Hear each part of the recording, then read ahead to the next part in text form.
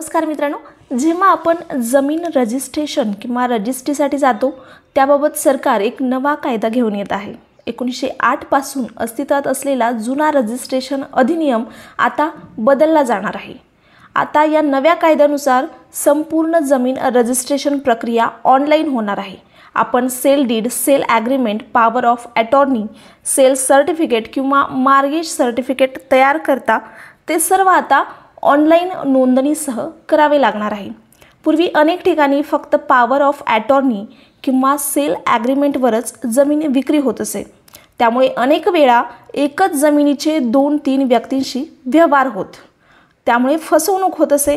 आता हे शक्य राहणार नाही। नव्या कायद्यानुसार जमीन संबंधित सर्व व्यवहार आधार कार्डशी लिंक असतील। एकदा जर तुम्ही एखाद्या जमिनीवर सेल ॲग्रीमेंट केलं तर दुसरे ॲग्रीमेंट करता येणार नाही। सगळे व्यवहार हे पारदर्शी असतील।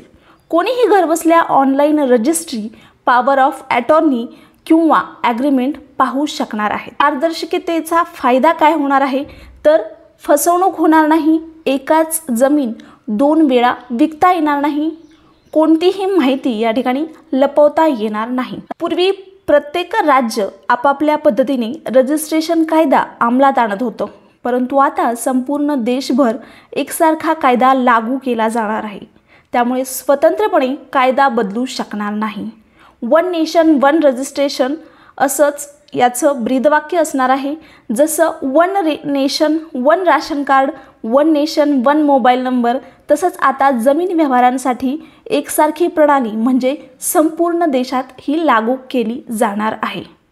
यामुळे भूमिवाद कमी होणार आहेत। जमीन संबंधी वाद, फसवणूक, चुकीची नोंदणी हे सर्व लक्षणीय घट या ठिकाणी दिसून येणार आहे।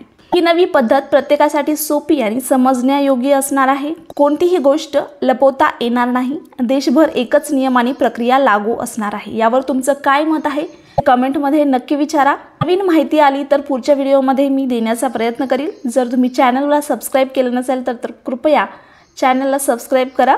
धन्यवाद।